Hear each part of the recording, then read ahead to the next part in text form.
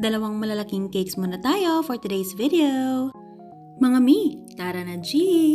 Hindi na bago sa akin ang gumawa ng mga bride-to-be and groom-to-be na customized cakes. Pero sobrang excited ko talaga nung in-order sa akin to. Paano ba naman ang lalaki ng mga cakes na in-order nila? 8x6 pareho ang sizes ng mga cakes na ito. Bali sabay na nilang sinelebrate ang bridal shower at ang stag party. O diba, normally kasi diba magkahiwalay na party yon. Pero this time, ayan, sabay siyang sinelebrate. And ang gaganda talaga ng mga design na napili nila, bonggahan. Amazing! Itong unang cake natin ay itong para sa ating soon-to-be bride. Bali yung mga white na parang ruffles or yung pinaka-wedding dress ng ating bride dito ay fondant lahat yan na ahead of time or one day ahead of time na nating ginawa.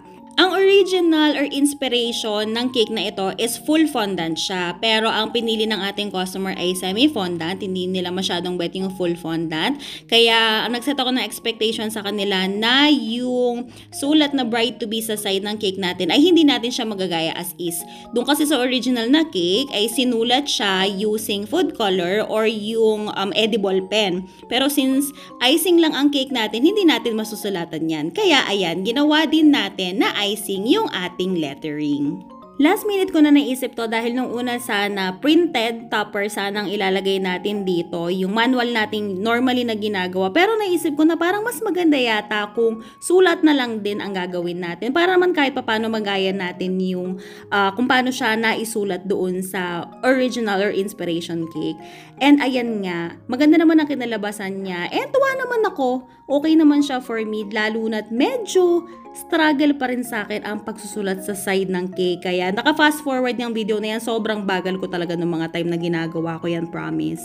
Yung palang color black na image ng bride, yung nakatusok sa cake natin, hindi yan acrylic, pero cardstock yan na color black na manual ko na pinrint and kinot. Kasi medyo rush na itong order na ito, hindi na tayo makaka-order online, hindi na siya aabot, and wala din namang mga ganyan dito sa mga baking store sa amin. Kaya syempre, ayan, hindi naman natin na pwedeng palampasin na hindi gawin kung ano yung request nila, diba? Tapos yung cloth, para dun sa veil nung bride na nakikita nyo sa bandang taas nitong video. Binili ko lang yan sa nagtitinda ng mga tela. Hindi ko na maalala kung ano ang pangalan or kung ano ang tawag sa ganyang klase ng tela. Pinakita ko lang kasi talaga yung picture doon sa nagtitinda. Merong mas matigas na cloth na ganito yung similar yung itsura niya. Pero mas ito yung napili ko kasi soft siyang tingnan and mala-realistic talaga siya. And ito, buti na lang meron pa ako natitirang mga dried flowers dahil yung design ng cake ay merong mga nakalagay na dried flowers. Cautious na lang tayo at mag-iingat sa pagpili ng mga bulaklak, especially ng mga dried flowers na ilalagay natin sa cake dahil meron pong mga bulaklak na poisonous at toxic. Kaya make sure na kung sa online tayo bibili, i-search muna natin yung pangalan ng bulaklak na bibilhin natin online kung poisonous ba o hindi. Kung poisonous, please wag na wag po nating ilalagay sa cake. And kung hindi naman po tayo sigurado at hindi tayo mahiling mag-search, mas better na artificial flowers na lang po ang ilalagay natin. Sabihan na lang natin si customer na for their safety, kaya artificial flowers yung ating i-offer.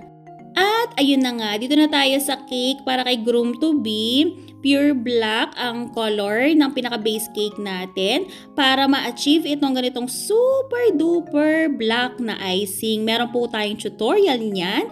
Kung ako sa inyo, puntahan ninyo na ang aking page at kalkalin sa aking mga videos ang tutorial kung paano ma-achieve yung ganito ka-super black na icing na hindi naaapektuhan ang lasa. Amazing! Shoutout nga pala sa top 5 na top fan natin na nai-announce natin nung minsan at nabigyan natin ng pahab. Super thank you po talaga sa inyo. Kaya sa mga followers ko dyan, huwag niyong kakalimutan na i-share ang ating mga videos dahil baka soon kayo na magkakaroon ng pahab. Amazing! At ayan na nga, nalagay na natin yung mga ibang toppers natin, yung mga color white na yan, lahat yan fondant.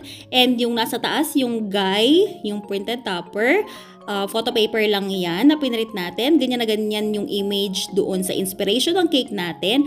At nilalagyan natin ng toothpick itong bow para hindi siya malaglag kasi hindi enough yung tubig lang kasi baka mahulog. So, tatlo yan. Meron sa gitna, sa left, and sa right. O, diba? Bunggahan niya. At pansinin nyo naman yung pinaka-base cake natin. Diba? Bunggahan siya. Sobrang kinis. Mas makinis pa sa talampakan ko.